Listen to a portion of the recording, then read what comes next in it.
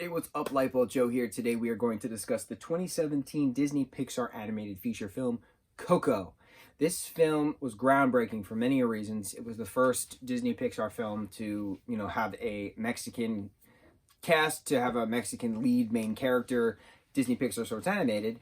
But it was also the first musical Pixar ever did, which was pretty cool as well. This is an hour 44. So I remember when this first came out, I saw it with my family. I think it was like a Thanksgiving weekend movie, right? And there was a lot of controversy at first when this movie first came out because before each, Disney Pixar film, there's an animated short. So a short is 6 to 9 minutes long, right? Roughly. The short that they decided to put before Coco, now this is an hour and 44 minute long movie, right? Plus trailers, plus 20 minutes of trailers. So that means it's already 2 hours long. Disney decided to put Olaf's Frozen Adventure as the short in front of Coco for a month, and then they took it away. Olaf's Frozen Adventure is one of my all-time favorite Christmas films. But I hated it when I first saw it because it's 22, 23 minutes long. That's a movie. That ain't no short. That ain't no Disney short. That is a, made-for-TV half-hour slot movie with some commercials, right? So when you're watching it, you're trying to figure out how the hell long is this Frozen movie about Christmas time, because it's funny, it's adventurous, it's emotional, it's 22 minutes long. But again, it's one of my all-time favorite Christmas films.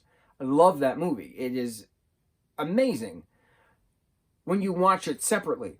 When you watch it before a movie that's already an hour and 44 minutes long, after you already watched 20 minutes of trailers, that means I sat through 20 minutes of trailers, I sat through a 22-minute long movie, and then now I got to sit through an hour and 44-minute long movie. That was way too long. That's 2.5 hours for a Disney film. Way too long. This is a Disney film, so you got a lot of kids in the audience, and a lot of little boys were complaining oh, I thought we were seeing Coco. I don't want to see Frozen.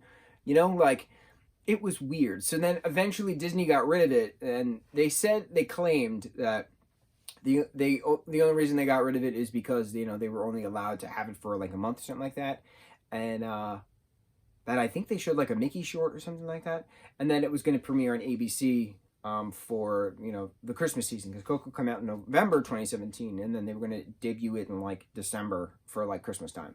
But we all know that they got a lot of complaints from a lot of angry parents, because how the hell are they going to have their 5-year-old sit through 2.5 hour long movie of 20 minutes of commercials, 20-minute Frozen movie, and then Coco? Okay, so there's your little blurb of how Coco started movie-wise. So this is about Miguel. He is a part of a family, and they make shoes, and Mama Coco, she's the one who started the shoes.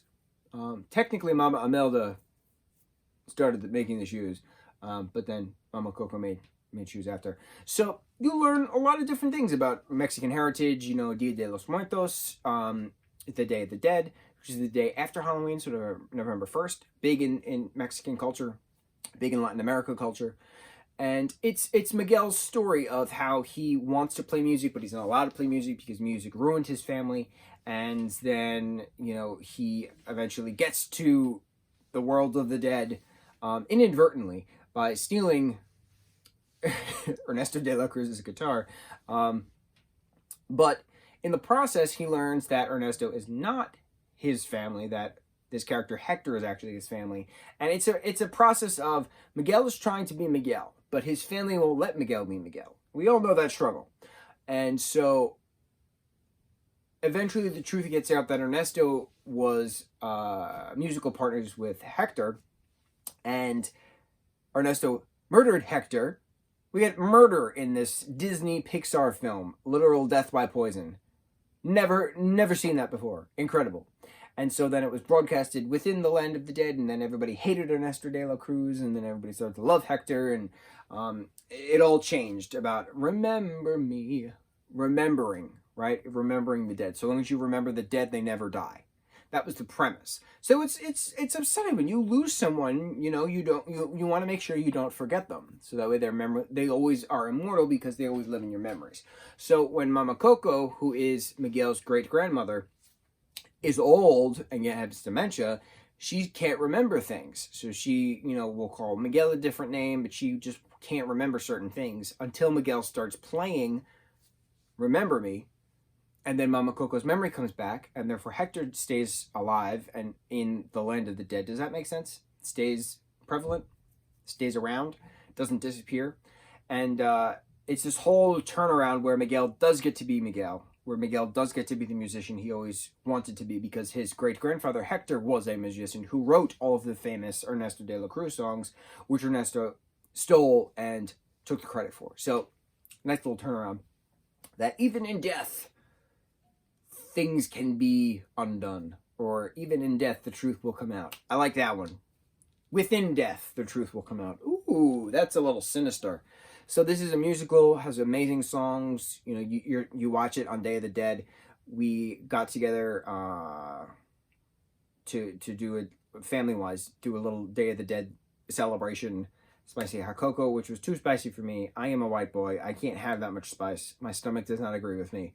And tacos and things, right? So it was a nice little Disney Day of the Dead celebration that we just had on November 1st.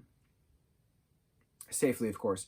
But yes, Coco 2017 was pretty incredible. You know, Pepita and Dante, you know, the spirit animals are just really, really vibrant and cool. And I really liked the version of the underworld that we got, because I liked the bridge between realms is like orange glowy leaves. I really liked that fall spooky vibe. It was just fun. They weren't creepy skeletons, but they were skeletons. And they're, you know, painted up. They got the little dots and painting and flower marks and things, and the sugar skull effect, that it's pretty awesome. So I love the character designs. I love the, you know, costuming, the lighting, the sound effects. I love the story. It was different from a Disney Pixar film, especially because it's a musical. So it's very sad to watch. Sometimes you gotta watch a sad movie, get the tears going. But yeah, Coco. I hope you all had a wonderful remembering of the Dia de los Muertos, however many days ago, from when I post this versus when I recorded it on November 4th. Oh, so 3 days ago was Dia de los Muertos. Within the week, we should be posting this. Wouldn't that be lovely? I think that's going to happen. Okay, I'm rambling. I'm sorry. Coco, Disney Plus. Go watch it now. Mucho mahalo.